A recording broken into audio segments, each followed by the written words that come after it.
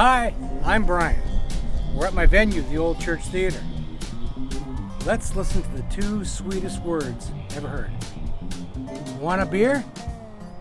Sure you do. Let's go in.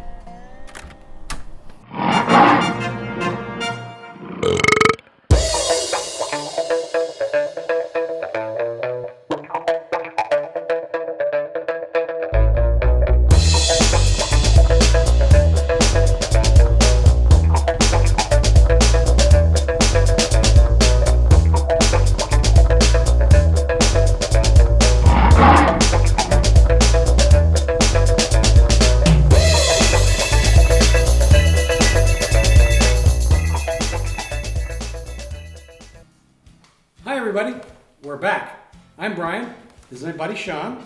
We're here at the Old Church Theater and we're trying out some beers. Yeah, we're here to drink beer. Exactly. To talk about beer. To talk about beer and to drink beer. And talk about the beer we're drinking. And talk about the beer we're drinking. You know, Something like that. I want you to take over right now. Man. I'm just gonna say. I've got a Brock Street Brewing Company beer called New England Session IPA. Now, a lot of you people who know way more about beer than I do know that a Session IPA, as we have previously discussed, has a slightly lower alcohol content, so they can have more than one. There you go. I think this taps in at like 3 point something. So it's a nice low alcohol content. Yeah. And they should still offer all that flavor that you expect. So let's give it a try and see how it adds up here. Let's do that. She's a lively one, Brian. She's a lively one. I haven't been shaking it up or rolling it on the floor or anything. So let's try our Brock Street, not too far down the road in Whitby. Whitby, and I'm gonna have a sip. Let's have a sip. Then we can talk. Got that nice citrusy nose. Nice. And a nice edge Very to nice. it. Very good. Nice and smooth drinking. Tis so. You know, it's all an IPA except for the alcohol content. So I mean that delivers for sure. And I know you are an aficionado of the IPAs. Well, more than me, but I'm getting, because of you, I'm getting to like them more. They're not my everyday beer, but there's those times where you just want one. The other thing to note here, being a New England IPA, you can see the cloudiness. A little cloudiness, yeah. Which is that's one of their trademarks. Those New England, Vermont IPAs. I don't know how they do it, whether it's a yeast thing, but you know it's got a different body to it than the West Coast. It's a little creamier Which feel. to people in New England is, you can't get there from here. There you go. Anyway, very tasty. Yeah, they delivered right there. It's sessionable. It's light and drinkable. You could have a few of those. You know, it reminds me a couple of things. I went to the website. The Brock Street website. They make a lot of beer. They make like 22 or 24 beers all the time. They've got pumpkin spice. They got pumpkin lager. They've got all kinds of IPAs. That's gotta be taxing. That's gotta be hard to keep that many beers in the air and going all the time.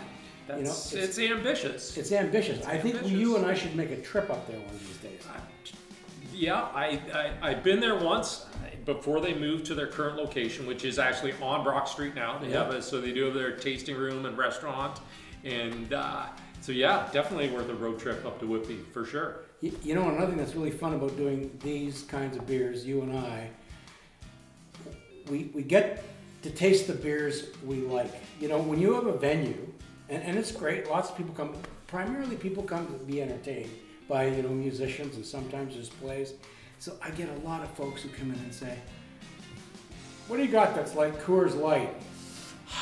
And I go, well, I got soda water, but if you're looking for a beer, you know, and then I try to think of what's light beer and that kind of thing. It's great to be able to have a tasty beer and just with that low alcohol content, and I mean this delivers for sure. And with that, we are ready to move on to our second one. Brock Street in Whitby. So we move on to Perth Brewing. Shameless plug. Shameless plug. This is a dark lager. This is called their Bonfire. Now,